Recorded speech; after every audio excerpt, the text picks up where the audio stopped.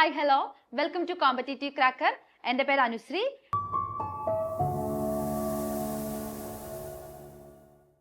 ഇന്ന് നമ്മൾ വന്നിരിക്കുന്നത് PSC ഇപ്പൊ ലേറ്റസ്റ്റ് ആയിട്ട് ചോദിച്ചിരിക്കുന്ന കുറച്ച് ക്വസ്റ്റ്യൻ പേപ്പറിലെ ക്വസ്റ്റ്യൻസ് ഒക്കെ നമുക്ക് നോക്കാം. പ്രത്യേകിച്ചും ജോഗ്രഫി, ഇക്കണോമിക്സ് തുടങ്ങിയ സബ്ജക്റ്റുകളിലെ ക്വസ്റ്റ്യൻസ് ആയിരിക്കും ഇന്ന് നമ്മൾ ഡിസ്കസ് ചെയ്യാൻ വേണ്ടി പോകുന്നത്. നിങ്ങൾക്ക് എല്ലാവർക്കും അറിയാം ഇപ്പൊ ലേറ്റസ്റ്റ് ആയിട്ട് ഏതൊക്കെ എക്സാംസാണ് കഴിഞ്ഞത്.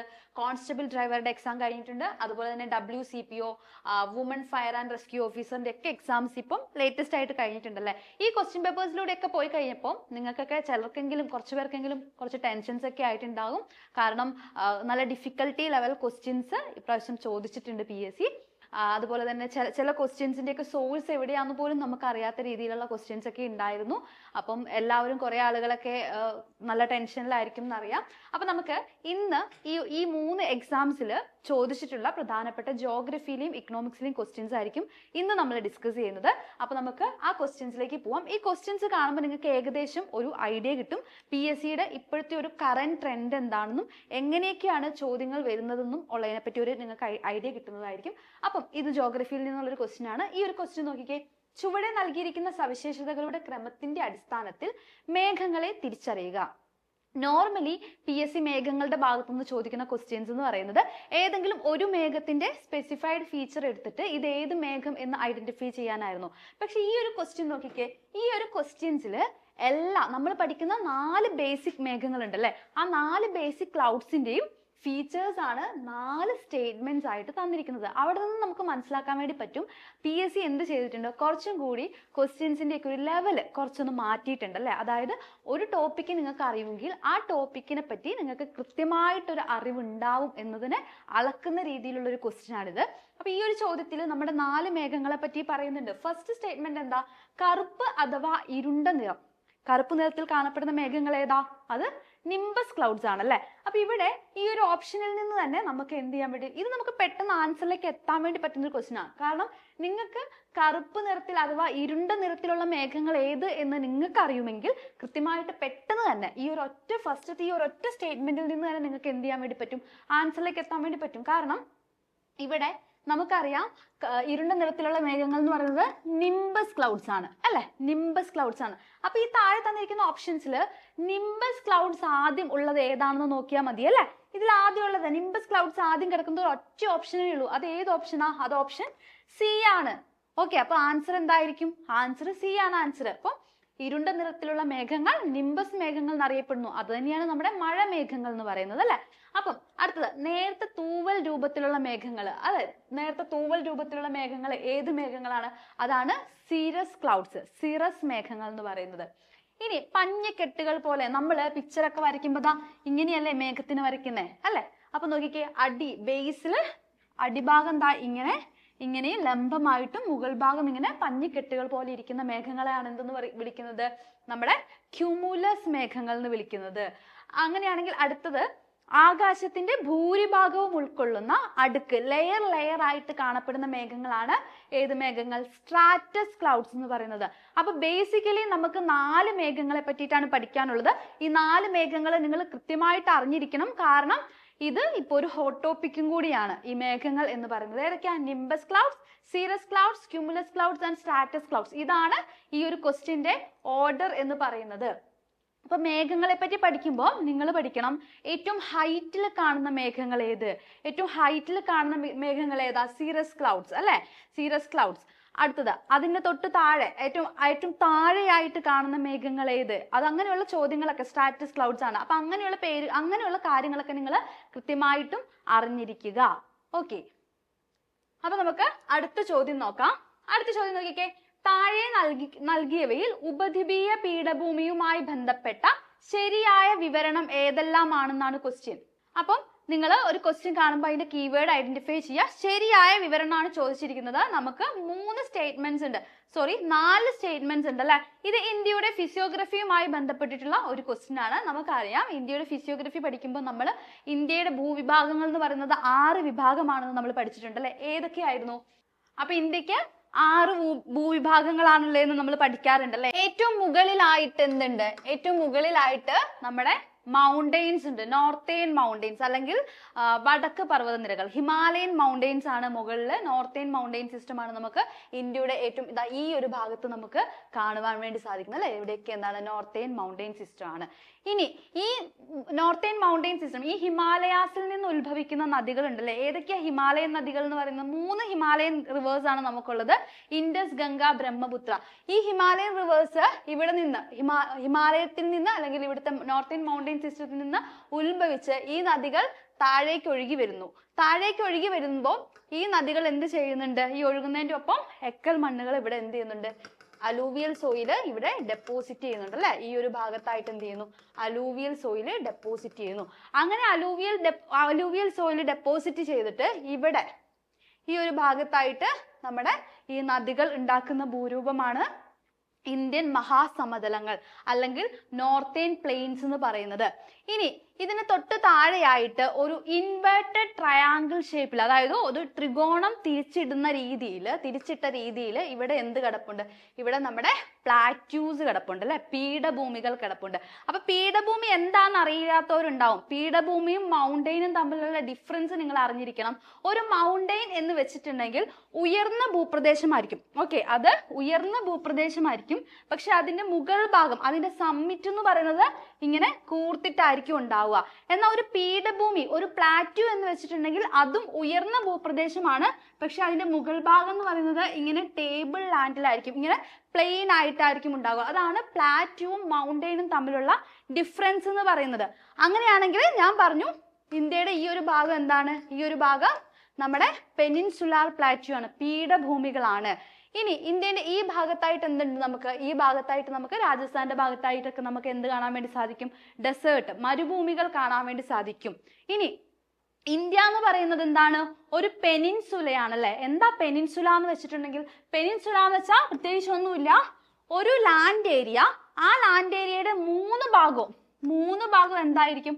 3 ഭാഗവും വെള്ളത്താൽ ചുറ്റപ്പെട്ടതായിരിക്കും. അതിന്റെ ഒരു സൈഡ് ലാൻഡും അതിന്റെ 3 സൈഡ്സും എന്തായിരിക്കും? വാട്ടറും ആയിരിക്കും ഉണ്ടാവുക. ഒരു എക്സാമ്പിൾ പറയാം, ഇത് ഇന്ത്യയാണ്. ഇന്ത്യന്റെ ഈ സൈഡ് എന്തുണ്ട്? ഈ സൈഡിൽ അറേബ്യൻ സീ ഉണ്ട്, ഈ സൈഡിലായിട്ട് ബേ ഓഫ് ബംഗാൾ ഉണ്ട്, താഴെ ഇന്ത്യൻ ഓഷ്യൻ ഉണ്ട് അല്ലെ. ഇവിടെയാണ് ഇന്ത്യയുടെ മെയിൻ ലാൻഡ് എന്ന് പറയുന്നത്. അതുകൊണ്ടാണ് ഇന്ത്യനെ എന്തെന്ന് വിളിക്കുന്നത്? ഒരു പെനിൻസുലാർ കൺട്രി, ഒരു പെനിൻസുല എന്ന് വിളിക്കുന്നത്. അങ്ങനെയാണെങ്കിൽ ഇന്ത്യ ഒരു പെനിൻസുലാർ കൺട്രിയാണ്, ഇന്ത്യ ഒരു പെനിൻസുലയാണ്. സോ ഇന്ത്യന്റെ ഈ ഭാഗത്തായിട്ട് എന്തുണ്ട്? ഇന്ത്യയുടെ നമ്മുടെ അറേബ്യൻ സീയോട് ചേർന്നിട്ടുള്ള വെസ്റ്റ് സൈഡിലായിട്ട് പശ്ചിമ തീരമുണ്ട് അല്ലെ. അതുപോലെ ഈസ്റ്റ് സൈഡിലായിട്ട് നമ്മുടെ ബേ ഓഫ് ബംഗാളിന്റെ സൈഡിലായിട്ട് എന്തുണ്ട്? ഈസ്റ്റേൺ കോസ്റ്റൽ പ്ലെയിൻ, പൂർവ്വ തീരമുണ്ട്. അപ്പൊ നമുക്ക് എന്തും കൂടി ഉണ്ട്? ഇന്ത്യക്ക് തീരപ്രദേശങ്ങളും ഉണ്ട്. ഇനി നമുക്ക് ഓഷ്യൻസ് ഉണ്ടെന്ന് ഞാൻ പറഞ്ഞു. ബേ ഓഫ് ബംഗാളും ഉണ്ട്, അറേബ്യൻ സീയും ഉണ്ട്. ഇതിന്റെ ഉള്ളിൽ എന്ത് കാണുന്നുണ്ട്? ഇതിന്റെ ഉള്ളിൽ ഐലൻഡ്സും കാണുന്നുണ്ട്. അപ്പൊ ഇതാണ് ഇന്ത്യയുടെ ഒരു ഭൂപ്രകൃതി അല്ലെങ്കിൽ ഇന്ത്യയുടെ ഫിസിയോഗ്രഫി എന്ന് പറയുന്നത്. അപ്പൊ ഇന്ത്യയുടെ ഫിസിയോഗ്രഫിയുമായി ബന്ധപ്പെട്ടിട്ടുള്ള ഒരു ക്വസ്റ്റ്യൻ ആയിരുന്നു ഇത്. അപ്പൊ ഈ ഒരു വിവരണത്തിൽ ഏതെല്ലാമാണ് ശരി എന്നാണ് ചോദിച്ചേക്കുന്നത്. ഫസ്റ്റ് സ്റ്റേറ്റ്മെന്റ് എന്താ? ഉപദ്വീപീയ പീഠഭൂമി ക്രമരഹിതമായ ത്രികോണാകൃതിയിലുള്ള ഭൂപ്രദേശമാണ്. ശ്രദ്ധിക്കുക, ഇതാണ് കീവേഡ്. ക്രമരഹിതമായ ത്രികോണാകൃതിയിലുള്ള ഭൂപ്രദേശമാണെന്നാണ് പറഞ്ഞിരിക്കുന്നത്. അത് ശരിയായിട്ടുള്ള സ്റ്റേറ്റ്മെന്റ് ആണ് അല്ലെ. നമ്മളിപ്പോ വരച്ചപ്പം നിങ്ങൾ ശ്രദ്ധിച്ചിട്ടുണ്ടാവും, നമ്മൾ പറഞ്ഞു ഇൻവേർട്ടഡ് ട്രയാങ്കിൾ ഷേപ്പിലാണ് എന്ത് കിടക്കുന്നത്? ഉപദ്വീപീയ പീഠഭൂമി കിടക്കുന്നത്. ഓക്കെ, അടുത്ത സ്റ്റേറ്റ്മെന്റ് നോക്കിക്കേ. പ്രധാനമായും ലാവ തണുത്തുറഞ്ഞതിലൂടെയാണ് ഇത് രൂപപ്പെടുന്നത് എന്ന് പറഞ്ഞിട്ടുണ്ട്. തേർഡ് സ്റ്റേറ്റ്മെന്റ്, പീഠഭൂമിയുടെ പൊതുവായ ചെരിവ് കിഴക്ക് നിന്നും പടിഞ്ഞാറോട്ടാണെന്നാണ് ഈ ഒരു സ്റ്റേറ്റ്മെന്റിൽ പറഞ്ഞേക്കുന്നത്. ഫോർത്ത് സ്റ്റേറ്റ്മെന്റ്, ശരാശരി ഉയരം 600 മുതൽ 900 മീറ്റർ വരെയാണ്. ഇതില് ഈ ഒരു തേർഡ് സ്റ്റേറ്റ്മെന്റ് നിങ്ങൾ ശ്രദ്ധിക്കുക. ആ തേർഡ് സ്റ്റേറ്റ്മെന്റ് റോങ് ആണ്. പീഠഭൂമിയുടെ ഒരു ചെരിവ് എന്ന് പറയുന്നത്, പൊതുവായിട്ടുള്ള ചെരിവ് എന്ന് പറയുന്നത് കിഴക്ക് നിന്നും പടിഞ്ഞാറോട്ടേക്കല്ല, മറിച്ച് പടിഞ്ഞാറ് നിന്നും കിഴക്കോട്ടേക്കാണ്. സോ ഈ തേർഡ് സ്റ്റേറ്റ്മെന്റ് തെറ്റാണ്. തേർഡ് സ്റ്റേറ്റ്മെന്റ് തെറ്റാണെങ്കിൽ നമുക്ക് എന്തൊക്കെ ചെയ്യാം? നമുക്കറിയാം ഒന്നാമത്തെ സ്റ്റേറ്റ്മെന്റ് ശരിയാണെന്ന് നമുക്കറിയാം. ഒന്നാമത്തെ സ്റ്റേറ്റ്മെന്റ് ശരിയാണെന്നും തേർഡ് സ്റ്റേറ്റ്മെന്റ് തെറ്റാണെന്നും അറിയാം. സോ മൂന്നുള്ള ഓപ്ഷൻസ് ഒക്കെ എന്ത് ചെയ്യാം? നമുക്ക് വെട്ടിക്കളയാം. സി വെട്ടിക്കളയാം. എല്ലാ വിവരണങ്ങളും ശരിയാണ് എന്നുള്ളത് വെട്ടിക്കളയാം നമുക്ക്. സെക്കൻഡ് സ്റ്റേറ്റ്മെന്റ് എന്താണ്? സെക്കൻഡ് സ്റ്റേറ്റ്മെന്റ് ശരിയാണ്. അപ്പം 1, 2 and 4 ആണ് ഇതില് കറക്റ്റ് ആയിട്ടുള്ള ഉത്തരം വരുന്നത്. ഇതിന്റെ ആൻസർ ഓപ്ഷൻ എ ആണ്. 1, 2 and 4 ആണ് ഇതിന്റെ ആൻസർ. ഇതിൽ തേർഡ് സ്റ്റേറ്റ്മെന്റ് ആണ് തെറ്റായിട്ടുള്ളത്. അപ്പം ഈ ഒരു ക്വസ്റ്റ്യൻ കണ്ടപ്പോൾ നിങ്ങൾക്ക് മനസ്സിലായി കാണും, ഫിസിയോഗ്രഫി, ഇന്ത്യയുടെ ഫിസിക്കൽ ഡിവിഷൻസ് കൃത്യമായിട്ട് പഠിക്കണം. ഓരോ ഫിസിക്കൽ ഡിവിഷൻസിന്റെയും ഫീച്ചേഴ്സും കൂടി നിങ്ങൾ അറിഞ്ഞിരിക്കുക. ഉത്തരമഹാസമതലം ഉണ്ട്, നമുക്ക് നോർത്തേൺ മൗണ്ടൈൻ സിസ്റ്റം ഉണ്ട്, കോസ്റ്റൽ പ്ലെയിനുകൾ ഉണ്ട് അല്ലെ, പശ്ചിമ തീരമുണ്ട്, കിഴക്കൻ തീരമുണ്ട്. ഈ ഓരോ തീരങ്ങളിലും വരുന്ന പ്രധാനപ്പെട്ട ഏതൊക്കെയാണ് തീരപ്രദേശങ്ങൾ, അങ്ങനെയുള്ള കാര്യങ്ങൾ, ആ ഒരു ഡിവിഷൻസ് ഏതൊക്കെയാണ്, അങ്ങനെയുള്ള കാര്യങ്ങളൊക്കെ നിങ്ങളൊന്ന് അറിഞ്ഞിരിക്കാൻ വേണ്ടി ശ്രമിക്കുക. അപ്പൊ നമുക്ക് ക്വസ്റ്റ്യൻസ് ഇനിയും നമുക്ക് ഈ ഒരു ഫിസിയോഗ്രഫി എന്നുള്ള മേഖലയിൽ നിന്നും ഇനിയും എക്സ്പെക്ട് ചെയ്യാം. അടുത്ത ക്വസ്റ്റ്യൻ നോക്കിക്കേ. താഴെ തന്നിരിക്കുന്ന അന്തരീക്ഷ പാളികളെ സമുദ്രനിരപ്പിൽ നിന്നുള്ള ഉയരത്തിനനുസരിച്ച് ക്രമത്തിൽ വിന്യസിക്കുക എന്നുള്ളതായിരുന്നു ക്വസ്റ്റ്യൻ. ഇത് ഓൾമോസ്റ്റ് എല്ലാവരും ഇതിന് ആൻസർ ചെയ്തിട്ടുണ്ടാവും. ഇത് വളരെ എളുപ്പം ഉള്ളൊരു ക്വസ്റ്റ്യൻ ആയിരുന്നു അല്ലെ. അപ്പൊ നമുക്കറിയാം, താഴെ നിന്ന് മുകളിലേക്ക് പോകുമ്പോൾ ഏറ്റവും അടിയിൽ കിടക്കുന്ന ലെയർ ഏതാ? ഏറ്റവും അടിയിൽ കിടക്കുന്ന ലെയർ ട്രോപ്പോസ്ഫിയർ ആണ് അല്ലെ. ട്രോപ്പോസ്ഫിയർ ആണെങ്കിൽ നമുക്ക് 2 വേണം ആദ്യം വരാൻ. 2 ആദ്യമുള്ള ഓപ്ഷൻ, 2 ആദ്യം ഇല്ലാത്ത ഓപ്ഷൻസ് ഒക്കെ എന്ത് ചെയ്യാം, നമുക്ക് അങ്ങോട്ട് എലിമിനേറ്റ് ചെയ്ത് കളയാം. സോ നമുക്ക് എയും എലിമിനേറ്റ് ചെയ്യാം, ബിയും എലിമിനേറ്റ് ചെയ്യാം. കാരണം എയില് സ്ട്രാറ്റോസ്ഫിയർ ആണ് ഫസ്റ്റ് കിടക്കുന്നത്, ബിയില് തെർമോസ്ഫിയർ ആണ് ഫസ്റ്റ് കിടക്കുന്നത്. സോ നമുക്ക് അത് രണ്ടും എലിമിനേറ്റ് ചെയ്യാം.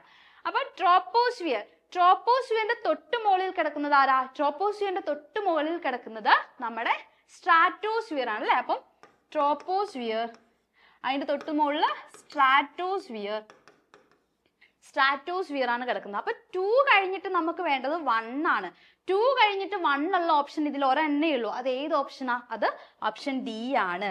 അപ്പം ഓപ്ഷൻ ഡി 2, 1, 4 and 3 എന്നുള്ളതാണ് ഇതിന്റെ ശരിയായിട്ടുള്ള ആൻസർ. എന്താ ഇതിന്റെ ഓർഡർ? ട്രോപ്പോസ്ഫിയർ, സ്ട്രാറ്റോസ്ഫിയർ, പിന്നെ ഏതാണ്? മീസോസ്ഫിയർ. പിന്നെ ഏറ്റവും ഉയരത്തിൽ കാണുന്നത് ഏതാണ്? അത് തെർമോസ്ഫിയർ ആണ്. അപ്പൊ ഇതാണ് ഇതിന്റെ ആൻസർ ആയിട്ട് വരുന്നത്.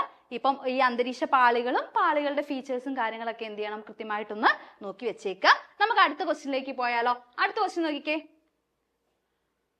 നോക്കിക്കോളൂ. താഴെ തന്നിരിക്കുന്നവയിൽ നിന്നും ശരിയായ പ്രസ്താവനകൾ കണ്ടെത്തുക. റൈറ്റ് സ്റ്റേറ്റ്മെന്റ് കണ്ടെത്താനുള്ള ഒരു ക്വസ്റ്റ്യൻ ആയിരുന്നു. ഇതില് ഉഷ്ണമേഖലാ പ്രദേശങ്ങളിൽ ജൈവ വൈവിധ്യം കൂടുതലായി കാണപ്പെടാനുള്ള കാരണങ്ങൾ ഏതെല്ലാം എന്നാണ് ക്വസ്റ്റ്യൻ. കാരണങ്ങൾ എന്തൊക്കെ? അപ്പൊ നമ്മൾ പ്രധാനപ്പെട്ട മേഖലകൾ പഠിക്കാറുണ്ട് അല്ലെ. ഉഷ്ണമേഖല എന്ന് പറയുന്നത് ഭൂമധ്യരേഖയുടെ മുകളിലും താഴെയുമായിട്ടുള്ള ഈ ഒരു പ്രദേശങ്ങളെയാണ് നമ്മൾ ഉഷ്ണമേഖലാ പ്രദേശങ്ങൾ എന്ന് പറയുന്നത്. ഉഷ്ണമേഖലാ പ്രദേശങ്ങളുടെ പ്രത്യേകത എന്താ? ഉഷ്ണമേഖലാ പ്രദേശങ്ങളുടെ പ്രത്യേകത എന്ന് പറയുന്നത് ഇവിടെ സൺലൈറ്റ് നോക്കിക്കേ. സൺലൈറ്റ്, ഇത് ഭൂമധ്യരേഖാ പ്രദേശമാണ്. ഇവിടെ സൺലൈറ്റ് എപ്പോഴും ലംബമായിട്ട് പതിക്കുന്ന ഏരിയ ആണ് അല്ലെ. സൺലൈറ്റ് എപ്പോഴും ലംബമായിട്ടാണ് ഈ ഒരു ഏരിയയിൽ പതിക്കുന്നത്. സൺലൈറ്റ് ലംബമായി പതിക്കുന്ന ഏരിയയുടെ പ്രത്യേകത എന്താ? അവിടെ ചൂട് കൂടുതലായിരിക്കും അല്ലെ. അവിടെ എന്ത് ലഭിക്കും? നമുക്ക് കൂടുതൽ സൂര്യപ്രകാശത്തിന്റെ ലഭ്യത ലഭിക്കും അല്ലെ. അതറിയാലോ. അപ്പൊ ഈ ഫസ്റ്റ് സ്റ്റേറ്റ്മെന്റ് ശരിയാണ്. ഫസ്റ്റ് സ്റ്റേറ്റ്മെന്റ് ശരിയാണെങ്കിൽ നമുക്ക് ഈ ഓപ്ഷൻസിൽ ഏതൊക്കെ ഓപ്ഷൻസ് എലിമിനേറ്റ് ചെയ്യാം? ഇതിൽ നമുക്ക് ഓപ്ഷൻ ബി എലിമിനേറ്റ് ചെയ്യാം, ഓപ്ഷൻ ഡി എലിമിനേറ്റ് ചെയ്യാം. കാരണം അതിൽ രണ്ടിലും 1 ഇല്ല. 1 ഇല്ലാത്ത ഓപ്ഷൻസിന് നമ്മൾ അങ്ങോട്ട് എലിമിനേറ്റ് ചെയ്തു. സോ നമ്മൾ ഇപ്പൊ 50-50യിലേക്ക് എത്തിയല്ലേ. നമുക്കിപ്പോ രണ്ട് ഓപ്ഷൻസിൽ ഏതെങ്കിലും ഒരു ഓപ്ഷൻ ആയിരിക്കും നമുക്ക് ഇവിടെ റൈറ്റ് ആയിട്ടുണ്ടാവും. നമ്മൾ എ ഒ സി എന്നുള്ള 50-50 ഓപ്ഷനിലേക്ക് എത്തിയിട്ടുണ്ട്. അടുത്ത നോക്കിക്കേ, കൂടുതൽ മഴയുടെ ലഭ്യത. സെക്കൻഡ് സ്റ്റേറ്റ്മെന്റിൽ കൂടുതൽ മഴയുടെ ലഭ്യത എന്നാണ് പറയുന്നത്. തേർഡ് സ്റ്റേറ്റ്മെന്റിൽ പറയുന്നു സ്ഥിരമായ കാലാവസ്ഥ. ഫോർത്ത് സ്റ്റേറ്റ്മെന്റിൽ പറയുന്നു, ഇവിടെ നിങ്ങൾ നോക്കിക്കേ, നമ്മുടെ എയില് 1ഉം 3ഉം ആണ്, സിയില് 1ഉം 4ഉം ആണ്. അപ്പൊ അങ്ങനെ ഒരു ഓപ്ഷനിൽ നിങ്ങൾക്ക് 2 അങ്ങോട്ട് ഇഗ്നോർ ചെയ്തോളാം. 2 നോക്കേണ്ട കാര്യമില്ല. കാരണം നമ്മുടെ രണ്ട് ഓപ്ഷൻസിലും 2 ഇല്ല. അപ്പൊ നിങ്ങൾ ഇനി 2നെ അങ്ങോട്ട് നോക്കണ്ട അല്ലെ. 2നെ നോക്കേണ്ട ആവശ്യമില്ല. അടുത്തത് ഓപ്ഷൻ 4 നോക്കിക്കേ നിങ്ങൾ, കൂടുതൽ ശുദ്ധവായുവിന്റെ ലഭ്യത. ഓക്കെ, ആ ഒരു ഓപ്ഷൻ അവിടെ വാലിഡ് അല്ല അല്ലെ. ആ ഒരു ഓപ്ഷൻ അവിടെ വാലിഡ് അല്ല. ഇതിന്റെ ആൻസർ വരുന്നത് ഓപ്ഷൻ എ ആണ്. 1 and 3 ആണ്. കാരണം ഇതാണ് ഉഷ്ണമേഖലാ പ്രദേശങ്ങളിൽ ജൈവ വൈവിധ്യം കൂടുതലായി കാണപ്പെടാനുള്ള 2 റീസൺസ് ആണ് പറയുന്നത്. ഒന്ന് കൂടുതൽ സൂര്യപ്രകാശത്തിന്റെ ലഭ്യതയും മറ്റൊന്ന് സ്ഥിരമായിട്ടുള്ള കാലാവസ്ഥയും. അപ്പം നിങ്ങൾ എന്ത് ചെയ്യുക, ഇതിപ്പോ ഉഷ്ണമേഖലാ പ്രദേശങ്ങളാണ് ചോദിച്ചേക്കുന്നത്. ഇതുപോലെ ഉപോഷ്ണ മേഖലകളുണ്ട്, ഉച്ചമർദ്ദ മേഖല, അതായത് ഓരോ മർദ്ദ മേഖലകളുണ്ട്. അത് നിങ്ങളൊന്ന് പഠിച്ചു വെച്ചേക്കുക. പ്രഷർ ബെൽറ്റ് എന്നുള്ള ഭാഗം നിങ്ങൾ എന്ത് ചെയ്യുക, ഒരു പിക്ചർ ഒക്കെ വെച്ച് പഠിച്ചു വെച്ചേക്കുക. നമുക്ക് അടുത്ത ക്വസ്റ്റ്യനിലോട്ട് നോക്കാം. അടുത്ത ക്വസ്റ്റ്യൻ നോക്കിക്കേ, ഇക്കണോമിക്സിന്റെ ഒരു ക്വസ്റ്റ്യൻ ആണ്. ഹരിത വിപ്ലവത്തിന്റെ 1ാം ഘട്ടത്തിൽ 1960ന്റെ പകുതി മുതൽ 1970ന്റെ പകുതി വരെ അത്യുൽപാദന ശേഷിയുള്ള വിത്തിനങ്ങളുടെ ഉപയോഗം സാമ്പത്തികമായി മുന്നിൽ നിൽക്കുന്ന മഹാരാഷ്ട്ര, ഹരിയാന, പശ്ചിമ ബംഗാൾ എന്നിവിടങ്ങളിലായി പരിമിതപ്പെട്ടു. അടുത്ത ക്വസ്റ്റ്യൻ, ഹരിത വിപ്ലവത്തിന്റെ പരിണിത ഫലമായി ചെറു കർഷകരും വൻകിട കർഷകരും തമ്മിലുള്ള അന്തരം കുറഞ്ഞു. തേർഡ് സ്റ്റേറ്റ്മെന്റ് എന്താ പറയുന്നത്? ഹരിത വിപ്ലവത്തിലൂടെ കോളനി ഭരണത്തിന് കീഴിൽ കാർഷിക മേഖലയിൽ നിലനിന്നിരുന്ന സ്തംഭനാവസ്ഥ കുറെയൊക്കെ പരിഹരിക്കാനായി. ഈ ഒരു ക്വസ്റ്റ്യൻ നിങ്ങൾ ശ്രദ്ധിച്ചേ. നമ്മൾ പറഞ്ഞിരുന്നു ഇക്കണോമിക്സിന്റെ ഭാഗം പഠിക്കുമ്പോൾ കൃത്യമായിട്ടും ഹരിത വിപ്ലവം ഫോക്കസ് ചെയ്യണം. ഹരിത വിപ്ലവം അതുപോലെ തന്നെ പഞ്ചവത്സര പദ്ധതികളൊക്കെ നന്നായിട്ട് ഫോക്കസ് ചെയ്യണം. നീതി ആയോഗൊക്കെ നന്നായിട്ട് ഫോക്കസ് ചെയ്യണമെന്ന് നമ്മൾ മുന്നത്തെ ക്ലാസ്സുകളിലും പറഞ്ഞിട്ടുണ്ട്, മാരത്തോണിലും ലൈവുകളിലും ഒക്കെ എല്ലാം പറയാറുള്ളതാണ്. സോ ഇവിടെ ഹരിത വിപ്ലവത്തിന്റെ ഭാഗത്തു നിന്നും കുറച്ച് ഡെപ്ത് ലെവലുള്ള ക്വസ്റ്റ്യൻസ് ആണ് വന്നേക്കുന്നത് അല്ലെ. ഫസ്റ്റ് സ്റ്റേറ്റ്മെന്റ് ഒക്കെ നോക്കിയാൽ തന്നെ നിങ്ങൾക്ക് മനസ്സിലാക്കാൻ വേണ്ടി സാധിക്കും. ഡെപ്ത് ലെവൽ ക്വസ്റ്റ്യൻസ് ആണ് വന്നേക്കുന്നത്. ഇതിന്റെ ആൻസർ എന്താണ്? ഇതിന്റെ ആൻസർ പ്രസ്താവന 3 മാത്രമാണ് ശരി എന്നുള്ളതാണ്. സെക്കൻഡ് സ്റ്റേറ്റ്മെന്റ് നിങ്ങളൊന്ന് നോക്കിക്കേ. സെക്കൻഡ് സ്റ്റേറ്റ്മെന്റിൽ പറയുന്നത് എന്താ? ഹരിത വിപ്ലവത്തിന്റെ പരിണിത ഫലമായി ചെറു കർഷകരും വൻകിട കർഷകരും തമ്മിലുള്ള അന്തരം കുറഞ്ഞെന്ന. ശരിക്കും ഹരിത വിപ്ലവത്തിന് ശേഷം വന്ന ഏറ്റവും വലിയൊരു ഡ്രോബാക്ക് ആയിരുന്നു ഈ അതായത് ചെറിയ കർഷകരും വലിയ കർഷകരും തമ്മിലുള്ള അന്തരം കൂടുകയാണ് ഉണ്ടായത് അല്ലെ. കുറയുകയല്ല, കൂടുകയാണ് ഉണ്ടായത്. അത് നമ്മൾ എല്ലാവരും കൃത്യമായിട്ട് പഠിച്ചിട്ടുള്ളതായിരിക്കും. ഈ ഒരു സ്റ്റേറ്റ്മെന്റ് നിങ്ങൾക്ക് വേഗത്തിൽ എലിമിനേറ്റ് ചെയ്ത് കളയാൻ വേണ്ടി സാധിക്കും അല്ലെ. നമ്മളോട് ചോദിച്ചിരിക്കുന്നത് ശരിയായ പ്രസ്താവനകളാണ്. അപ്പൊ സെക്കൻഡ് സ്റ്റേറ്റ്മെന്റ് തെറ്റാണെന്ന് നമുക്ക് അറിയാം. സെക്കൻഡ് സ്റ്റേറ്റ്മെന്റ് തെറ്റാണെങ്കിൽ നമുക്ക് എന്ത് ചെയ്യാം? ഇവിടെ ബി എലിമിനേറ്റ് ചെയ്ത് കളയാം അല്ലെ. ബി എലിമിനേറ്റ് ചെയ്ത് കളയാം. അതുപോലെ തന്നെ ഇവിടെ നമുക്ക് ബി എലിമിനേറ്റ് ചെയ്ത് കളയാവുന്നതാണ്. ഇനി തേർഡ് സ്റ്റേറ്റ്മെന്റ് നോക്കിക്കേ. തേർഡ് സ്റ്റേറ്റ്മെന്റിൽ എന്താ പറയുന്നത്? ഹരിത വിപ്ലവത്തിലൂടെ കോളനി ഭരണത്തിന് കീഴിൽ കാർഷിക മേഖലയിൽ നിലനിന്നിരുന്ന സ്തംഭനാവസ്ഥ കുറെയൊക്കെ പരിഹരിക്കാനായി എന്ന് പറയുന്ന സ്റ്റേറ്റ്മെന്റ് എന്താണ്? ആ ഒരു സ്റ്റേറ്റ്മെന്റ് കറക്റ്റ് ആണ്. ഇനി ഒന്നാമത്തെ സ്റ്റേറ്റ്മെന്റ് തെറ്റാണ് അല്ലെ. അപ്പം ഇത്തരം കാര്യങ്ങളൊക്കെ എന്ത് ചെയ്യുക? ഇതൊക്കെ ഹരിത വിപ്ലവത്തിന്റെ ഭാഗത്തു നിന്ന് വന്നിരിക്കുന്ന ഒരു ഡെപ്ത് ലെവൽ ക്വസ്റ്റ്യൻ ആണ്. ഇതിന്റെ ആൻസർ വരുന്നത് ഓപ്ഷൻ സി ആണ്. 3 മാത്രം ശരി എന്നുള്ളതാണ് ഇതിന്റെ ആൻസർ ആയിട്ട് വരുന്നത്. ഹരിത വിപ്ലവം എന്ന ഭാഗം നിങ്ങൾ കൃത്യമായിട്ട് വായിച്ചു പോവുക. ഇനിയും നമ്മൾ ഡിസ്കസ് ചെയ്യുന്ന ക്വസ്റ്റ്യൻസിൽ ഹരിത വിപ്ലവത്തിന്റെ ഭാഗത്തു നിന്നും ഇനിയും ക്വസ്റ്റ്യൻസ് ഉണ്ട്. സോ നിങ്ങൾ ഹരിത വിപ്ലവം ഒന്ന് ഫോക്കസ് കൊടുക്കുക. അതുപോലെ തന്നെ പഞ്ചവത്സര പദ്ധതികൾ ഇപ്പൊ കാണുന്ന ഒരു ട്രെൻഡ് പഞ്ചവത്സര പദ്ധതികളുടെ ലക്ഷ്യങ്ങളാണ്. അത് ഒരുപാട് ക്വസ്റ്റ്യൻ പേപ്പറിൽ ഇതേ ലക്ഷ്യങ്ങൾ റിപ്പീറ്റ് ചെയ്ത് ചോദിക്കുന്നത് കണ്ടിട്ടുണ്ട്. സോ നിങ്ങൾ ആ ലക്ഷ്യങ്ങൾ കൃത്യമായിട്ട് അറിഞ്ഞിരിക്കണം. നമുക്ക് അടുത്ത ക്വസ്റ്റ്യനിലേക്ക് പോവാം. അടുത്ത ക്വസ്റ്റ്യൻ, ഉദാരവൽക്കരണം. നമ്മൾ പറഞ്ഞിരുന്നു NEP ന്യൂ ഇക്കണോമിക് പോളിസി, നമ്മുടെ പുത്തൻ സാമ്പത്തിക നയവുമായി ബന്ധപ്പെട്ടിട്ട് ക്വസ്റ്റ്യൻസ് പ്രതീക്ഷിക്കാമെന്ന് നമ്മൾ പറഞ്ഞിരുന്നു. ഇവിടെ ഒരു ക്വസ്റ്റ്യൻ വന്നിട്ടുണ്ട്. നോക്കിക്കേ, ഉദാരവൽക്കരണം ലിബറലൈസേഷനുമായി ബന്ധപ്പെടുത്തി ശരിയായിട്ടുള്ള സ്റ്റേറ്റ്മെന്റ് നോക്കിക്കേ. ഇത് കൃത്യമായിട്ട് പഠിച്ചവർക്ക് മാത്രമേ, ആ ഡെപ്ത് ലെവലുള്ള ഒരു ക്വസ്റ്റ്യൻ കൃത്യമായിട്ട് വായിച്ചവർക്ക് മാത്രമേ ഇതിന്റെ ആൻസറിലേക്ക് എത്താൻ വേണ്ടി സാധിക്കുള്ളൂ. നമ്മൾ ലൈവ് ക്ലാസ്സുകളിലൊക്കെ ഇത് കൃത്യമായിട്ട് ഡിസ്കസ് ചെയ്തിട്ടുള്ള ഒരു ഭാഗമായിരുന്നു. ഇത് നോക്കിക്കേ, അതായത് ഉദാരവൽക്കരണത്തിന് നമ്മുടെ ലിബറലൈസേഷൻ പ്രോസസ്സിൽ നമ്മൾ ഒരുപാട് റീഫോംസ് കൊണ്ടുവന്നിരുന്നു. വ്യവസായ മേഖലയിൽ പരിഷ്കാരം കൊണ്ടുവന്നിട്ടുണ്ട്, ധനകാര്യ മേഖലയിൽ പരിഷ്കാരം കൊണ്ടുവന്നിട്ടുണ്ട്, വിദേശ വിനിമയ പരിഷ്കാരം കൊണ്ടുവന്നിട്ടുണ്ട്, വ്യാപാര നിക്ഷേപ നയ പരിഷ്കാരങ്ങളെല്ലാം നമ്മൾ കൊണ്ടുവന്നിട്ടുണ്ട്. ഇതിൽ നോക്കിക്കേ, വ്യവസായ മേഖലയിലെ പരിഷ്കാരം. നിങ്ങൾക്ക് ഇതിനിപ്പോൾ അറിയില്ലെങ്കിൽ പോലും നിങ്ങൾ ഇത് വായിച്ചു നോക്കുമ്പോൾ നിങ്ങൾക്ക് ഇതിന്റെ ആൻസറിലേക്ക് എത്താൻ വേണ്ടി സാധിക്കും. നിങ്ങൾ നോക്കിയേ, വ്യവസായ മേഖലയിലെ പരിഷ്കാരം. ഇപ്പുറത്ത് തന്നിരിക്കുന്ന എക്സ്പ്ലനേഷൻസ് വായിക്കുക. അതിനോട് യോജിച്ചു പോകുന്നത് ഏതാ? ഫസ്റ്റത്തത് ഒന്നിനോട് തന്നെയാണ് മാച്ചായി പോകുന്നത് അല്ലെ. A1, ഒട്ടേറെ വ്യവസായങ്ങളിൽ ഉൽപ്പന്നങ്ങളുടെ വില നിർണ്ണയിക്കാൻ വിപണിയെ കൂടി അനുവദിച്ചു. നമ്മളത് പഠിച്ചിട്ടുള്ള കാര്യമാണ് അല്ലെ. ധനകാര്യ പരിഷ്കാരം. ധനകാര്യം എന്ന് പറയുമ്പോൾ നമുക്കറിയാം അത് എന്തുമായി ബന്ധപ്പെട്ടതായിരിക്കും? അത് ബാങ്കുകളും കാര്യങ്ങളുമായി ബന്ധപ്പെട്ടതാണ് ധനകാര്യം എന്ന് പറയുന്നത് അല്ലെ. അപ്പൊ ധനകാര്യ പരിഷ്കാരം എന്ന് പറയുമ്പം ഇവിടെ ഈ ഒരു സമയത്ത് ഉദാരവൽക്കരണത്തിന്റെ ഫലമായിട്ട് നിരവധി സ്വകാര്യ ബാങ്കുകൾ വന്നിട്ടുണ്ട്. ആ സ്വകാര്യ ബാങ്കുകൾ വന്നത് നമുക്ക് ഏതിന്റെ അണ്ടറിൽ പെടുത്താൻ വേണ്ടി സാധിക്കും? അത് ധനകാര്യ പരിഷ്കാരത്തിന്റെ അണ്ടറിൽ പെടുത്താൻ വേണ്ടി സാധിക്കും. അപ്പം B2 തന്നെയാണ്. അടുത്തത് വിദേശ വിനിമയ പരിഷ്കാരം അല്ലെ. വിദേശ വിനിമയ നിരക്കിന്റെ കാര്യങ്ങളൊക്കെ, അതായത് എന്തുകൊണ്ട് ന്യൂ ഇക്കണോമിക് പോളിസി ഇന്ത്യയിൽ കൊണ്ടുവന്നു എന്നുള്ളതിന്റെ ചരിത്രം പരിശോധിക്കുമ്പോൾ നമുക്കറിയാം ആ ഒരു സമയത്ത്, അതായത് 1990-91 ആ ഒരു കാലഘട്ടത്തില് നമ്മുടെ കയ്യില് ഫോറിൻ റിസർവ്സ് എന്ന് പറയുന്നത് അടുത്ത 2 ആഴ്ചത്തേക്ക് കൂടിയുള്ള ഫോറിൻ റിസർവ്സ് പോലും നമ്മുടെ കയ്യിൽ ഉണ്ടായിരുന്നില്ല അല്ലെ. അങ്ങനെ ഒരു സിറ്റുവേഷനിലാണ് നമ്മൾ IMFന്റെ അടുത്ത് പോയിട്ട് ക്യാഷ് ആവശ്യം ഉന്നയിക്കുന്നതും കാര്യങ്ങളെല്ലാം. അങ്ങനെയാണ് IMF നമ്മളോട് NEP ഇന്ത്യയിൽ ഇൻട്രൊഡ്യൂസ് ചെയ്യാൻ പറയുന്നത്. ആ ഒരു ചരിത്രമൊക്കെ നിങ്ങൾക്ക് എല്ലാവർക്കും അറിയാലോ. അപ്പൊ നോക്കിക്കേ, വിദേശ വിനിമയ രംഗത്ത് കൊണ്ടുവന്ന പരിഷ്കാരം എന്താണ്? അതെന്താ നോക്കിക്കേ, ഇന്ത്യയിലെ രൂപയുടെ വിനിമയ നിരക്ക് വിദേശ നാണ്യത്തിന്റെ ചോദനത്തെയും പ്രധാനത്തെയും ആശ്രയിച്ച് തീരുമാനിക്കാൻ തുടങ്ങി. ഡിമാൻഡ് ആൻഡ് സപ്ലൈനെ ആശ്രയിച്ചുകൊണ്ട് നമ്മുടെ ഇന്ത്യൻ റുപ്പിയുടെ വിനിമയ നിരക്ക് കൊണ്ടുവന്നു എന്നുള്ളതാണ്. അതിപ്പോ വിദേശ വിനിമയ പരിഷ്കാരം എന്ന് പറയുന്നത് സി മാച്ച് ആയി പോയിരിക്കുന്നത് 3 തന്നെയാണ്. അടുത്തത് വ്യാപാര നിക്ഷേപ നയ പരിഷ്കാരം എന്നുള്ളതാണ്. അവിടെ ഓപ്ഷൻ നോക്കിയാൽ നിങ്ങൾക്ക് മനസ്സിലാവും, ഇതും ഇതിനോട് മാച്ച് ആണ്. ഇന്ത്യൻ വ്യാവസായിക ഉൽപ്പന്നത്തിൽ അന്താരാഷ്ട്ര മത്സരക്ഷമത വർദ്ധിപ്പിക്കുക. അപ്പൊ ഇതൊക്കെയാണ് ഉദാരവൽക്കരണവുമായി ബന്ധപ്പെട്ടിട്ട് കൊണ്ടുവന്നിരിക്കുന്ന പ്രധാനപ്പെട്ട പരിഷ്കാരങ്ങൾ എന്ന് പറയുന്നത്. നിങ്ങള് ഉദാരവൽക്കരണം, സ്വകാര്യവൽക്കരണം, ആഗോളവൽക്കരണം, LPG റീഫോംസ് ഓരോന്നും എടുത്ത് കൃത്യമായിട്ട് പഠിക്കണം. ഇവിടെ കണ്ടില്ലേ, ലിബറലൈസേഷന്റെ ഭാഗത്തു നിന്ന് വന്നിരിക്കുന്ന ക്വസ്റ്റ്യൻ കണ്ടില്ലേ?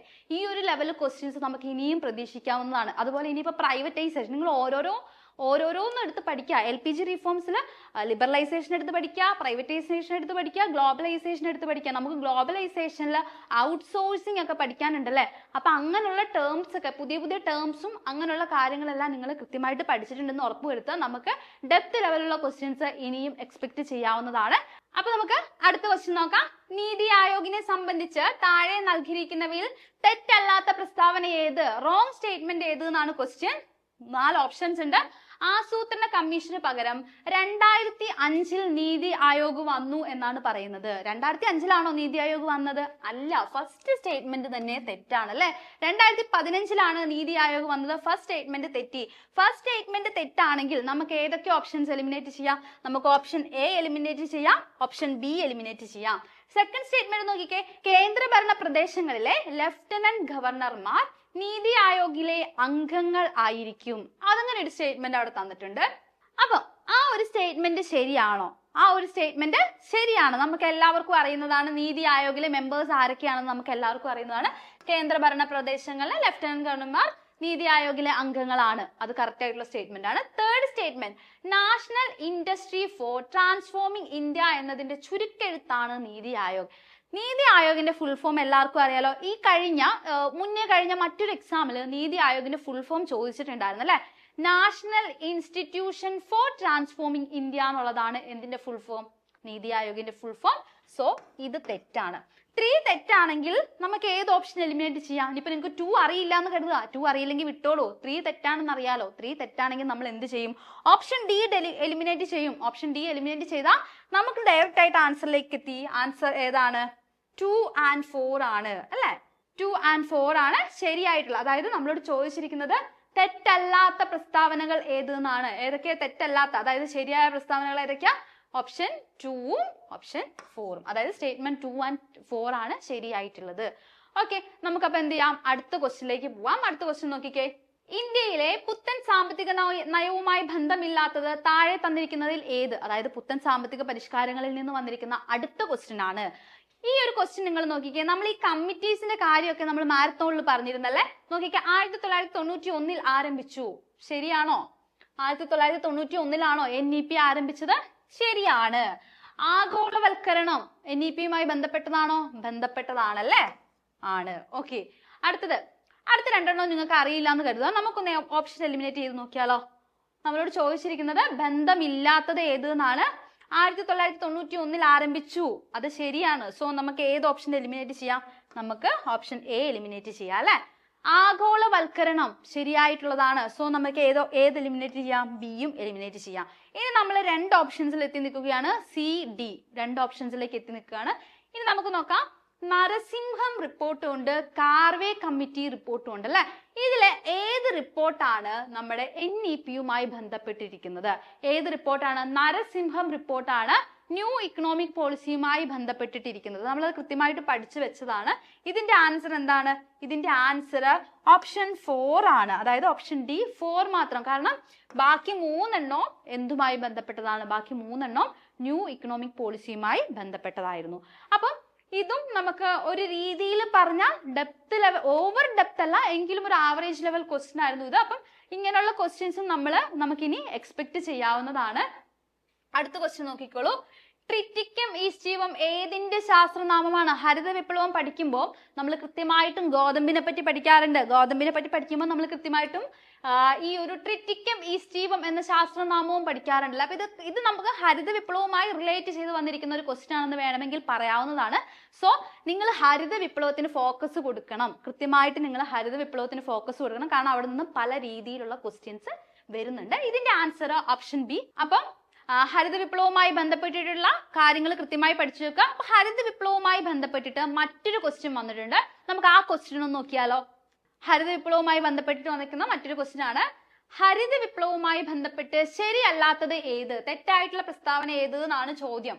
ഫസ്റ്റത്തേൽ എന്താ പറയുന്നത്? അത്യുൽപാദന ശേഷിയുള്ള വിത്തിനങ്ങൾ ഉപയോഗിച്ചു, HYV സീഡ്സ് അല്ലെ, ഹൈ ഈൽഡ് വെറൈറ്റി സീഡ്സ് ഉപയോഗിച്ചു. നമ്മൾ എപ്പോഴും നമ്മൾ വായിക്കാറുള്ളതാണ്. അത് ശരിയാണ്. അത് ശരിയാണെങ്കിൽ നമ്മളോട് ചോദിച്ചിരിക്കുന്നത് ശരിയല്ലാത്തത് ആണ്. സോ നമുക്ക് 1 ശരിയാണെങ്കിൽ നമുക്ക് ഏതൊക്കെ എലിമിനേറ്റ് ചെയ്യാം? A എലിമിനേറ്റ് ചെയ്യാം, B എലിമിനേറ്റ് ചെയ്യാം. അപ്പൊ നമ്മൾ 50-50 CD എന്നുള്ള 2 ഓപ്ഷൻസിലോട്ട് എത്തിയിട്ടുണ്ട്. അടുത്ത് നോക്കിക്കേ, 1980 കാലഘട്ടത്തിൽ ആരംഭിച്ചു എന്നാണ് പറയുന്നത്. അത് ശരിയാണോ? അത് തെറ്റാണല്ലേ. 1980 ആരംഭിച്ചത്.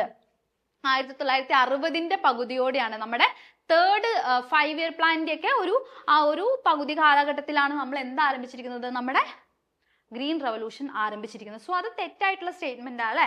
അപ്പൊ നമുക്ക് 2 നമുക്ക് ആൻസറിലോട്ട് എത്തി. നമ്മൾ ഇതിന്റെ ആൻസർ എന്താ? ഇതിന്റെ ആൻസർ ഓപ്ഷൻ സി ആണ്. 2 ശരിയല്ല എന്നുള്ളതാണ്. ഇനി തേർഡ് സ്റ്റേറ്റ്മെന്റിൽ പറയുന്നു ഡോക്ടർ MS സ്വാമിനാഥൻ നയിച്ചു. കറക്റ്റ് ആണല്ലേ. ഇന്ത്യൻ ഹരിത വിപ്ലവത്തിന്റെ പിതാവ് ഡോക്ടർ MS സ്വാമിനാഥൻ ആണ്. ഇനി ഹരിത വിപ്ലവത്തിന്റെ പിതാവ് ആരെന്ന് ചോദിച്ചാൽ നമ്മൾ പറയും നോർമാൻ ബോർലോഗ്. നോർമാൻ ബോർലോഗ് ആണ് ഹരിത വിപ്ലവത്തിന്റെ പിതാവ്. ഇന്ത്യൻ ഹരിത വിപ്ലവത്തിന്റെ പിതാവാണ് ആര്? ഡോക്ടർ MS സ്വാമിനാഥൻ അല്ലെ. ഓക്കെ. ഫോർത്ത് സ്റ്റേറ്റ്മെന്റ്, രാസവളം കീടനാശിനി ഉപയോഗം വർദ്ധിച്ചു. കൃത്യമായിട്ടുള്ള സ്റ്റേറ്റ്മെന്റ് ആണ്. അത് കറക്റ്റ് ആണ് അല്ലെ. അപ്പം ഈ ഒരു രാസവള കീടനാശിനിയുടെ ഉപയോഗം വർദ്ധിച്ചതോട് കൂടിയിട്ട് മണ്ണിന്റെ ഫലഭൂയിഷ്ഠത കുറഞ്ഞു. അപ്പം ഗ്രീൻ റവല്യൂഷൻ വന്നതിൽ ഒരു ഡ്രോബാക്ക് ആണ് അതെന്നൊക്കെ പറഞ്ഞ് നമ്മൾ വായിച്ചിട്ടുള്ളതാണ്. സോ ഇതിന്റെ ആൻസർ വരുന്നത് ഓപ്ഷൻ സി ആണ്. 2 ആണ് ഇവിടെ ശരിയല്ലാത്തത്.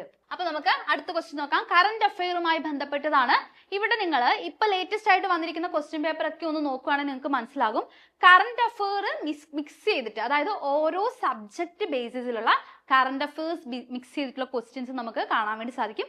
ഇത് ഇക്കണോമിക്സിന്റെ ഭാഗത്തു നിന്നുള്ള ഒരു കറന്റ് അഫെയർ ആണ് അല്ലെ. നോക്കിക്കേ, അമൃത് കാൽ എന്ന ആശയവുമായി ബന്ധമില്ലാത്തത് താഴെ തന്നിരിക്കുന്നതിൽ ഏത് എന്നാണ്. ചിലർക്കെങ്കിലും ഇത് കൺഫ്യൂഷൻ ആയിട്ടുണ്ടാവും, ചിലർക്ക് ഈസിലി കിട്ടിയിട്ടുണ്ടാവും. ഇത് നല്ലൊരു ക്വസ്റ്റ്യൻ ആയിരുന്നു. നോക്കിക്കേ, അമൃത് കാലുമായി ബന്ധമില്ലാത്തത് ഇന്ത്യ അറ്റ് 100 അല്ല, ഇവിടെ ഇന്ത്യ എന്നുണ്ട്. ഇന്ത്യ അറ്റ് 100 എന്നുള്ളത് ശരിയാണല്ലേ. ശരിയാണ്. അടുത്തത് 25 വർഷ കാലഘട്ടത്തേക്കാണ് നമ്മൾ അമൃത് കാല് പ്രഖ്യാപിച്ചിരിക്കുന്നത്. ബജറ്റുമായി ബന്ധപ്പെട്ടതാണ്. 25 വർഷ കാലത്തേക്കാണ് അല്ലെ.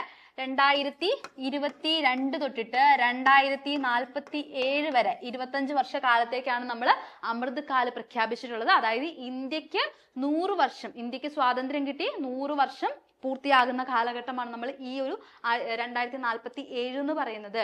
അടുത്തത് സപ്തഋഷി എന്തുമായി ബന്ധപ്പെട്ടതാ? അതും അമൃത് കാലുമായിട്ട് ബന്ധപ്പെട്ടതാണ്. ഇനി ഓപ്ഷൻ എ ആണ് ഇവിടെ തെറ്റായിട്ടുള്ളത്. 2022-23 ബജറ്റ് അല്ല, 23-24 ബജറ്റ് ആണ്. അപ്പം ഓപ്ഷൻ എ ആണ് അവിടെ ശരിയല്ലാത്തത്. നമുക്ക് അടുത്ത ക്വസ്റ്റ്യൻ നോക്കാം. അപ്പൊ നമുക്ക് അടുത്തൊരു ക്വസ്റ്റ്യൻ നോക്കാം. നോക്കിക്കേ, പ്രധാനപ്പെട്ട കമ്മിറ്റികളുമായി ബന്ധപ്പെട്ടിട്ടുള്ള ഒരു ക്വസ്റ്റ്യൻ ആയിരുന്നു. നമ്മൾ ഒരു ലൈവിൽ പറഞ്ഞിട്ടുണ്ടായിരുന്നു നിങ്ങളോട് കമ്മിറ്റീസ് എന്ത് ചെയ്യണം, കൃത്യമായിട്ടൊന്ന് പഠിച്ചു വെക്കണം. മാരത്തോണിലാണ് തോന്നുന്നു. ആ ഒരു മാരത്തോണിൽ നമ്മൾ കൃത്യമായിട്ടും കുറച്ച് കമ്മിറ്റീസിനെ മെൻഷനും ചെയ്തിട്ടുണ്ടായിരുന്നു. കാർവേ കമ്മിറ്റിയൊക്കെ നമ്മളവിടെ മെൻഷൻ ചെയ്ത് പോയതാണ്. ഇപ്പൊ കണ്ടോ, കാർവേ കമ്മിറ്റി 2 ക്വസ്റ്റ്യനിൽ കയറി വന്നിട്ടുണ്ട് അല്ലെ. മുന്നേ നമ്മൾ കാർവേ കമ്മിറ്റി ഓപ്ഷനിലുള്ള ഒരു ക്വസ്റ്റ്യൻ കണ്ടിരുന്നു, ഇപ്പോഴും നമ്മൾ കണ്ടിട്ടുണ്ട്. സോ ഈ ഒരു ക്വസ്റ്റ്യന്റെ ആൻസർ നോക്കിക്കേ. ഇത് വാഗുൽ കമ്മിറ്റി എന്ന് പറയുന്നത് ഇന്ത്യൻ മണി മാർക്കറ്റുമായി ബന്ധപ്പെട്ട കമ്മിറ്റിയാണ്. ഇത് ശരിയാണ്. അടുത്തത് ശിവരാമൻ കമ്മിറ്റി, എല്ലാവർക്കും അറിയുന്നതാണ്. ശിവരാമൻ കമ്മിറ്റി എന്തുമായി ബന്ധപ്പെട്ട? അത് നബാർഡുമായിട്ട് ബന്ധപ്പെട്ട കമ്മിറ്റിയാണ് അല്ലെ. കാർവേ കമ്മിറ്റി ഗ്രാമീണ ചെറുകിട വ്യവസായവുമായി ബന്ധപ്പെട്ടിട്ടുള്ള കമ്മിറ്റിയാണ് കാർവേ കമ്മിറ്റി എന്ന് പറയുന്നത്. അപ്പൊ ഈ ഒരു ഓപ്ഷൻസ് എല്ലാം ശരിയാണ്. അപ്പം നിങ്ങൾ ഇതിൽ നിന്ന് നിങ്ങൾക്ക് എന്ത് മനസ്സിലാക്കാൻ വേണ്ടി സാധിക്കും? നമുക്ക് കമ്മിറ്റീസും കൂടി നിങ്ങൾ ഇനി തൊട്ടിട്ട് ഒന്ന് പഠിച്ചു പോകണം. പഠിക്കാത്ത ആരെങ്കിലും ഉണ്ടെങ്കിൽ ആ ഒരു പോർഷനും കൂടി നിങ്ങൾ പഠിച്ചു പോവാ. ഇതിപ്പോ ഇക്കണോമിക്സിന്റെ ഭാഗത്തു നിന്നും നമുക്ക് കമ്മിറ്റീസ് കാണുന്നത് പോലെ തന്നെ കോൺസ്റ്റിറ്റ്യൂഷന്റെ ഭാഗത്തു നിന്നും നമുക്ക് കമ്മിറ്റീസ് പ്രതീക്ഷിക്കാവുന്നതാണ്. ഓക്കെ, അപ്പൊ ഇത്രയുമാണ് ഇന്ന് നമ്മൾ വന്നിരിക്കുന്ന ഇത്രയും പ്രധാനമായിട്ടും ഇത്രയും ക്വസ്റ്റ്യൻസ് ആണ് നമ്മൾ ഡിസ്കസ് ചെയ്യുന്നത്. അപ്പൊ ഈ ഒരു ക്വസ്റ്റ്യൻസ് കണ്ടപ്പോൾ നിങ്ങൾക്ക് ഏകദേശം ഒരു ഐഡിയ കിട്ടിക്കാണും എങ്ങനെയൊക്കെയാണ് PSC ചോദിക്കുന്നതെന്ന്. അതായത് ഇപ്പൊ നമുക്ക് ഒരു ടോപ്പിക്കിൽ നിന്ന് തന്നെ ഇപ്പൊ നമ്മൾ മേഘങ്ങളുടെ ക്വസ്റ്റ്യൻ കണ്ടില്ലേ, അതായത് ഒരൊറ്റ ക്വസ്റ്റ്യനിൽ 4 മേഘങ്ങളും കവർ ചെയ്യുന്ന രീതിയിലുള്ള ക്വസ്റ്റ്യൻസ് കണ്ടു. ഹരിത വിപ്ലവത്തിന്റെ കാര്യത്തിലാണെങ്കിൽ നല്ല ഡെപ്ത് ലെവലിൽ ഹരിത വിപ്ലവത്തിന്റെ ഭാഗത്തുനിന്ന് ക്വസ്റ്റ്യൻസ് വന്നിട്ടുണ്ട്. പഞ്ചവത്സര പദ്ധതിയുടെ ഭാഗത്തു നിന്നാണെങ്കിൽ 4 ലക്ഷ്യങ്ങൾ റിപ്പീറ്റഡ് ആയിട്ട് പഞ്ചവത്സര പദ്ധതിയിൽ നിന്ന് ക്വസ്റ്റ്യൻസ് വരുന്നുണ്ട്. സോ ഈ ഒരു മേഖലകൾ എന്ത് ചെയ്യുക, കൃത്യമായിട്ട് നിങ്ങൾ പഠിച്ചു വെക്കുക. പഠിക്കുന്ന ടോപ്പിക്കിനെ പറ്റിയിട്ട് കൃത്യമായിട്ട് നിങ്ങൾ അത് നല്ല രീതിയിലൊന്ന് വായിച്ചു പോവുക. അതിന്റെ വെറുതെ ഫാക്റ്റ് മാത്രം വായിച്ചു പോവാണ്ട് അതിൻ്റെ ഉള്ളിലെ കാര്യങ്ങളും കൂടി കൃത്യമായിട്ടൊന്ന് അനലൈസ് ചെയ്ത് പോകുന്നത് നല്ലതായിരിക്കും. അത് നമ്മൾ ഈ ഒരു ഹരിത വിപ്ലവത്തിനും അതുപോലെ തന്നെ നമ്മുടെ ന്യൂ ഇക്കണോമിക് പോളിസിയുടെ ക്വസ്റ്റ്യൻസ് ഒക്കെ കണ്ടപ്പോൾ നിങ്ങൾക്ക് മനസ്സിലായിട്ടുണ്ടാകും. കാരണം ഉദാരവൽക്കരണം എന്ന ടോപ്പിക്കിൽ നിന്ന് നല്ല ഡെപ്ത് ലെവലുള്ള ക്വസ്റ്റ്യൻ ആണ് വന്നേക്കുന്നത്. അപ്പം ഓരോ ടോപ്പിക്ക് പഠിക്കുമ്പോഴും അതിന്റെ കോൺസെപ്റ്റും കൂടി ഒന്ന് മനസ്സിലാക്കി പോവുക. അപ്പൊ അത്രയാണ് ഈ ഒരു ഇപ്പൊ ലേറ്റസ്റ്റ് ആയിട്ട് കഴിഞ്ഞിരിക്കുന്ന ക്വസ്റ്റ്യൻ പേപ്പറിനെ പറ്റിയിട്ട് പറയാനുള്ളത്. ഇപ്പം ഹിസ്റ്ററിയുടെ കാര്യം എടുക്കുകയാണെങ്കിൽ ഹിസ്റ്ററിയിൽ നിന്നൊക്കെ നല്ല ടഫ് ലെവൽ ക്വസ്റ്റ്യൻസ് വന്നിട്ടുണ്ട്. അപ്പം പഠിക്കുന്ന കാര്യങ്ങൾ കൃത്യമായിട്ട് പഠിച്ചു പോകുക എന്നുള്ളതാണ് നമുക്ക് ചെയ്യാൻ വേണ്ടി പറ്റുന്നത്. പിന്നെ വേറൊരു കാര്യം എന്താണെന്ന് വെച്ചിട്ടുണ്ടെങ്കിൽ ഈ ടഫ് ലെവൽ ക്വസ്റ്റ്യൻസ് ഉണ്ടല്ലോ, ഇപ്പൊ നമ്മൾ ഡിസ്കസ് ചെയ്തതല്ല, അല്ലാതെ ഹിസ്റ്ററിയുടെ ഭാഗത്തു നിന്നൊക്കെ ഒരുപാട് ടഫ് ലെവൽ ക്വസ്റ്റ്യൻസ് കണ്ടിരുന്നു, 1-2 എണ്ണമൊക്കെ കണ്ടിരുന്നു. അപ്പം ആ ക്വസ്റ്റ്യൻസ് ഒക്കെ ഒരാൾക്ക് ഡിഫിക്കൽട്ട് ആണെങ്കിൽ, അതായത് നിങ്ങൾക്ക് മാത്രമല്ല ഡിഫിക്കൽട്ട്, അത് എല്ലാവർക്കും ഡിഫിക്കൽട്ട് ആയിട്ടുള്ള ക്വസ്റ്റ്യൻസ് ആണ്. ചില ക്വസ്റ്റ്യൻസ് ഒക്കെ ചിലപ്പം ചില ചിത്രങ്ങളുമായി ബന്ധപ്പെട്ടുള്ള ക്വസ്റ്റ്യൻസ് ഒക്കെ ഉണ്ടായിരുന്നു, അത് എല്ലാവർക്കും ഡിഫിക്കൽട്ട് ആണെന്ന് മനസ്സിലാക്കുക. എല്ലാവർക്കും ആൻസർ ചെയ്യാൻ പറ്റുന്ന ക്വസ്റ്റ്യൻസ് നിങ്ങൾക്കും ആൻസർ ചെയ്യാൻ പറ്റുന്നുണ്ട് എന്നുള്ളത് നിങ്ങൾ ഉറപ്പുവരുത്തണം. അപ്പൊ അത്രയും കാര്യങ്ങളാണ് ഈ ഒരു ക്വസ്റ്റ്യൻ പേപ്പർ അനാലിസിസുമായി ബന്ധപ്പെട്ടിട്ട് പറയാനുള്ളത്. അപ്പൊ നമുക്കിനി +2 ലെവലാണെങ്കിലും 10th ലെവലാണെങ്കിലും ഒരുപാട് എക്സാംസ് വരാനുണ്ട്. VFA, ബെപ്കോ, LDC, അതുപോലെ തന്നെ കമ്പനി ബോർഡ്, LGS തുടങ്ങിയ പരീക്ഷകളൊക്കെ നമുക്ക് 12th level and 10th level ബേസിസിൽ നമുക്ക് വരാനുണ്ട്. അപ്പൊ നിങ്ങൾക്ക് വേണ്ടിയിട്ട് ഒരു ബാച്ച് നമ്മളിവിടെ ആരംഭിച്ചിട്ടുണ്ട്. 10th ആൻഡ് +2 ലെവലുകാർക്ക് വേണ്ടിയിട്ടുള്ള ബാച്ചാണ്. അപ്പൊ ഈ ഒരു ബാച്ചിന്റെ കൂടുതൽ ഡീറ്റെയിൽസ് അറിയാൻ വേണ്ടിയിട്ട് താഴെ കാണുന്ന നമ്പറിൽ കോൺടാക്ട് ചെയ്താൽ മതി. അപ്പൊ നമുക്ക് ഇതുപോലുള്ള ഇൻഫോർമേറ്റീവ് വീഡിയോസുമായിട്ട് വീണ്ടും കാണാം. താങ്ക്